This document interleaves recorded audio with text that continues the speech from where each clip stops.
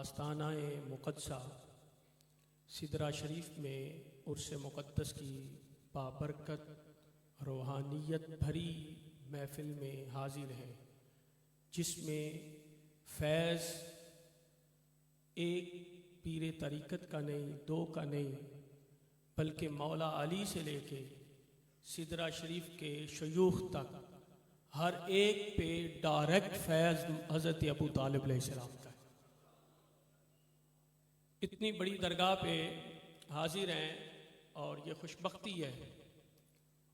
अल्लाह तबारक व तआला मशाइख़े सिदरा शरीफ की हिफाजत फरमाए और इनके फैज़ में बेपनाह बरकतें अता फरमाए।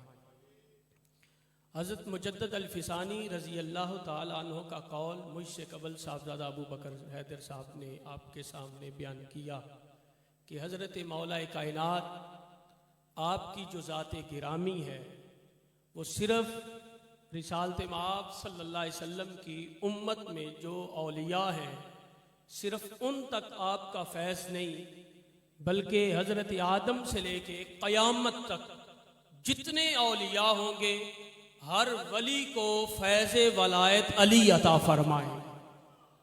हर एक को हज़रत अली के दरवाजे पे गदागरी करनी होगी, भीख मांगनी होगी, और जिसको जितनी भीख अली अता करेंगे वो कायनात में उतने बड़े फैज़ का मालिक बन जाएगा। हज़रत अली मुर्तज़ा शेर खुदा हल अता आपकी जो ज़ाते गिरामी है वो आम ज़ाते गिरामी नहीं।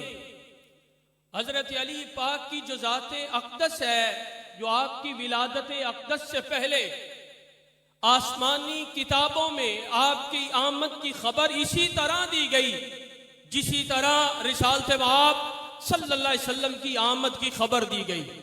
हज़रत अबू तालिब खुद फरमाते हैं कि मैं शाम में था तजारत के लिए, तो मुझे एक 300 साला बूढ़ा आदमी मिला और उसने मुझे अपने करीब किया और उसकी आंखों में नजर उम्र की वजह से कम हो गई थी, तो अपनी आंखों से उसने अपने आंखों को नंगा किया और मुझे बड़े गौर से देखा और मुझे कहता है क्या तू अब्दुल मन्नाफ है?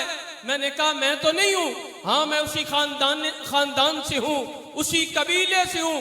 तो उन्होंने मुझे कहा कि तुम्हारे खानदान में एक बेटा पैदा होगा जिसका नाम मोहम्मद होगा, और उसी खानदान में एक बेटा पैदा होगा जिसका नाम अली होगा, और अली वो होगा जो हमसे पहलों को भी फैज़ अता करता रहा और अपनी मुस्तफा की उम्मत में वो रिसालत माब सल्लल्लाहु अलैहि वसल्लम की उम्मत में जो औलिया पैदा होंगे उन्हें भी फैज़े वलायत अता फरमाएगा। और अगली बार वो कहता है कि मैं तुम्हें शाहिद बनाता हूं, तुम्हें गवाह बनाता हूं। मैं जिस मौके पे और जिस हवाले से बात करना चाहता था उस साइड पे आ गया हूं। वो कहता है मैं आपको गवाह बनाना चाहता हूं, आपको शाहिद बनाना चाहता हूं। किस हवाले से? कि मैं बूढ़ा हो चुका हूं, मेरी उम्र देखे और मेरी कमजोरी देखे और मेरी जिस्मानी कैफियत देखे।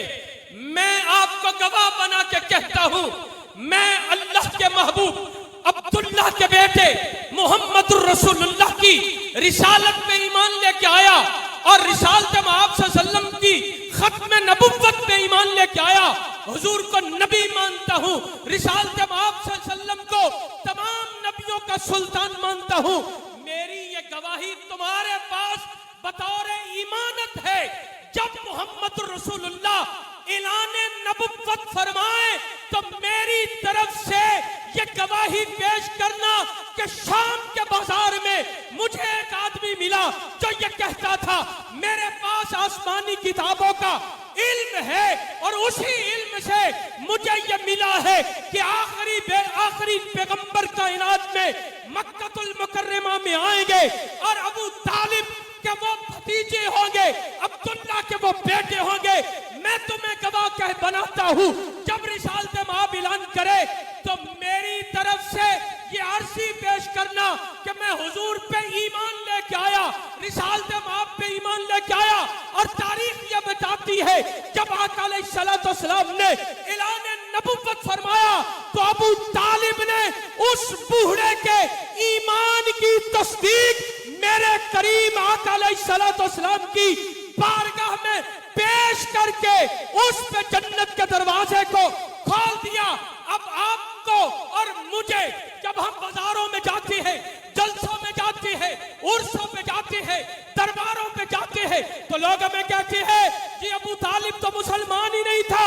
मैंने कहा जिसकी वजह से बतौर दलील देती हो कि ईसाई कहती है, यहूदी कहती है, पहली आसमानी किताबी कहती है कि मोहम्मद रसूलुल्लाह आएंगे, अगर उस बूढ़े की इस बात को मानते हो तो फिर तुम्हें मानना पड़ेगा और मान के अपने ईमान को कामिल करना होगा, मुकम्मल करना होगा। किस बात से कि अबू तालिब ने वहां पे सिर्फ उस बूढ़े की ईमान की गवाही नहीं दी, बल्कि हर उस आशिक के ईमान की गवाही दी जिसने अबू तालिब से भी अकीदत का इज़हार किया, जिसने अबू तालिब से भी मोहब्बत की है। अबू तालिब किसी आम समझते हैं?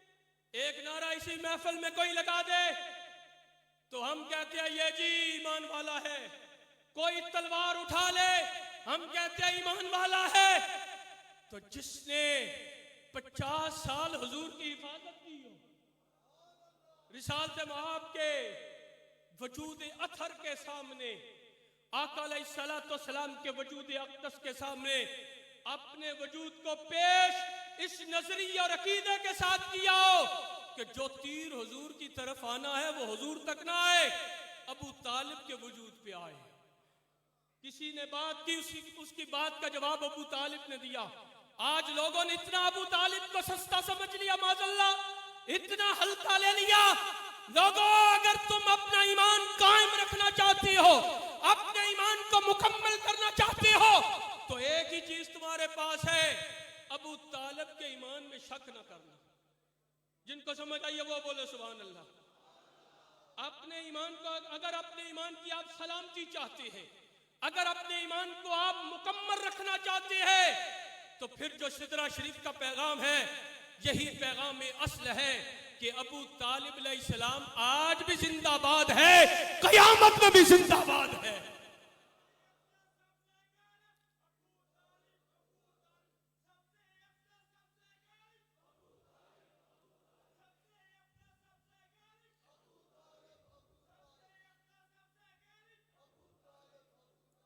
हजरत अबू तालिब अलैहिस्सलाम की जो ज़ात गिरामी है, उनकी जितनी खिदमत है और उनका जितना कर्म है, जितना फैज़ है, जिस तरह सहाबा इकराम रिज़वानुल्लाह अजमाइन ने अपनी ज़हरी हयात में हर तरीके से ईमान की हिफाजत की, इसी तरह बानी इस्लाम मोहम्मद रसूलुल्लाह के जिस्म की हिफाजत, दीन की हिफाजत और दीन का जो पहरा अबू तालिब ने दिया है, कायनात में उसकी कोई मिसाल नहीं मिलती, कायनात में उसका कोई जोड़ नहीं है।